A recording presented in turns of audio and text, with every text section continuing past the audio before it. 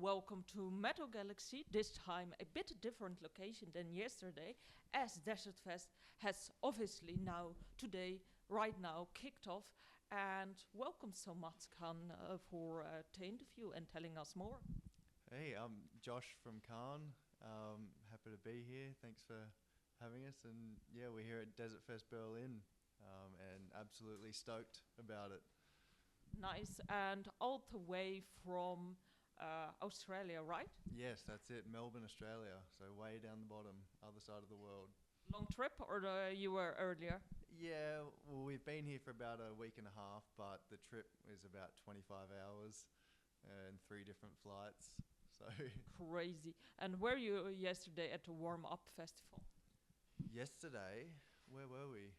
Um, we had a couple of days off. Actually, we got into Berlin yesterday, so we had a night off. We counted up all our merch and got ready for today. Nice. You missed the warm up, but today you are here. So, what did you see on your trip to here? Anything interesting? Ah, there's always, yeah, like the driving through the countryside is beautiful. We stayed in where did we stay? Wiesbaden, is that how you say it? And Hereford, was it? Shit, I can't remember. We stayed in a couple of smaller towns and it was beautiful. And we saw Elder, Elephant Tree, Temple Fang on another night off. So trying to catch the bands that we don't get to see on the days that we're not playing the same for the festivals. Great. So you catch them. What can you say about those bands, and what makes it as well to want you to travel all the way to here, Desert Fest Berlin? Well, yeah, firstly, those bands are amazing, like some of the best in the scene and some personal favourites of mine. But yeah, coming to Europe is, I guess, for a lot of Australians, a bit of a dream. There's a very, very strong scene over here. There's a lot more people than in Australia, so but getting the opportunity to play these festivals is amazing. It's to come to the other side of the world and have people that know your music and want to watch you is I don't know. It's unlike any feeling. Yeah, Yeah, it's amazing. So many people, so many like new faces you can have that's it. here, and those trips, traveling, and so on. I think your music is psychedelic. Yeah, yeah. It's I think we sort of cross over genres, but we just generally go with heavy progressive psych. Nice, So it captures all of nice. So, did you get any inspirations from your trip? it. I'm not sure actually. I don't think I've processed it all yet. It's usually once we get back, we get to sit down and go through everything that we've experienced, and then I guess we take bits and pieces from our experiences and maybe incorporate it into our music. Maybe seeing some of the other bands and be like, I like that sound. Let's try something like And that. bits and pieces.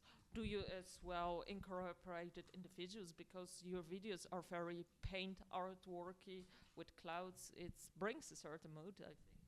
Yeah. Well, we've worked with a few different artists, and usually um, I find art that they've already done and relate that to the music,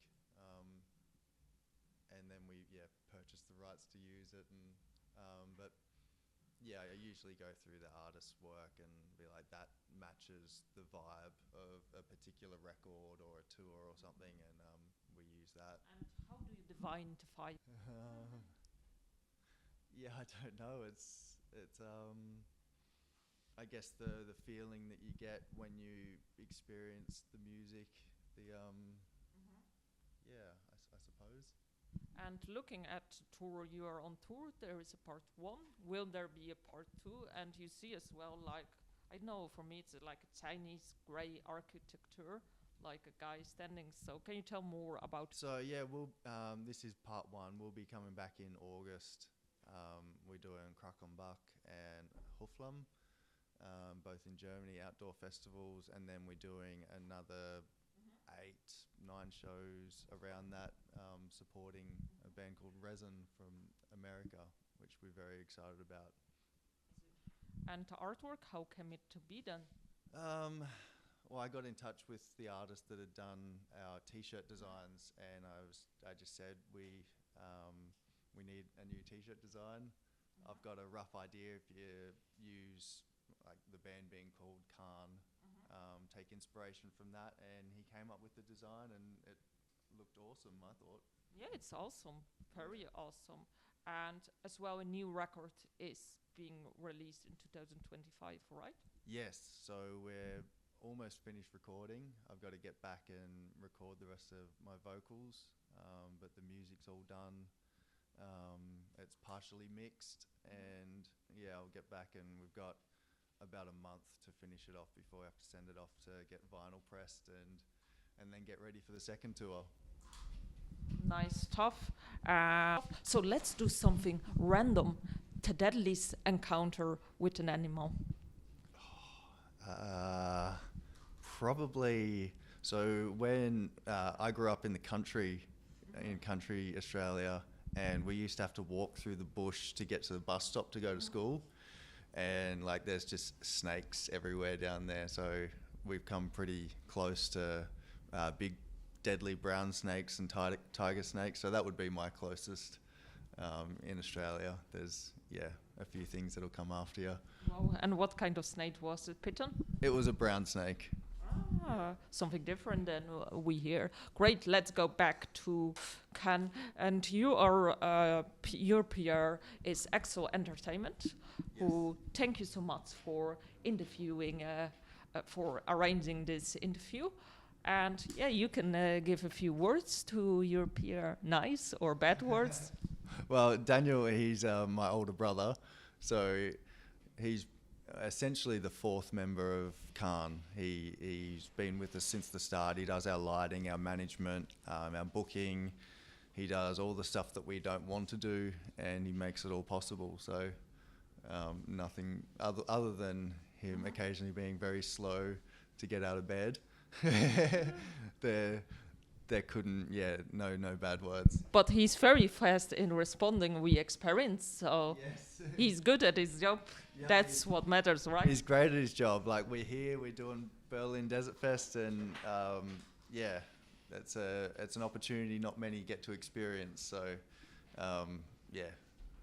Yes, certainly. And speaking about your music, the pandemic put in hiatus on stuff on your tour, and then you could record and make music. So how did it, in a way, as well, enhanced Can? And I think your international tour was a few years ago. So can you as well maybe take some key points you took from there? So yeah, COVID, we had some of the biggest and longest lockdowns in Melbourne, Australia, but we had to cancel our first European tour, which was, pretty sad, but I also don't think we were quite ready to come over yet. So it was sort of a blessing in disguise, and we took the money that we were going to spend and we poured it into, more advertising and creating more music. And we've got a home studio. So, and at the time we all lived together, so we could still all rehearse, record, write. So in that way it didn't really affect us, but it allowed us to try a few different things. That's when we did our instrumental album and just put it out, see what happened, and people liked it. So we might do another one down the line sometime, have a bit of fun with it. But yeah, it wasn't a good time for anybody really, but coming out of it, we sort of were able to come out and have a lot of material and things ready because we used our time as wisely as we could. Yeah, I think so. And you're here, right? Yeah. And being here, we are closing up. Thank you so much for the interview and telling us more about Ken. And yeah, it's interesting. Will be our first coverage of Australia. Actually, about Australia, last things. What can you tell about Australia and music scene there? So for the music that we're involved with, Melbourne is the best place to be. It's it's a small scene, but it's a strong scene, and there's a lot of good bands down there. It's a long way between cities, so not a lot of bands tour. You know, it's 9 hours to Sydney, it's 8 hours to Adelaide, and you have to fly to Brisbane unless you want to, or to Perth. It's a 3.5 day drive, so you have to fly, and it's like traveling internationally over here. So yeah, it's a bit harder to get around the country and get to people, but there's a scene for it and there's a hunger for it, and hopefully, that continues and gets stronger, and more people are involved in the scene. And certainly that will be great. So thank you so much for the interviews. For the viewers, support Can, like and subscribe, as we have more, and I'm giving you the last words. Oh, thanks for having me. No worries. It's an absolute pleasure to be here, so thank you. No worries.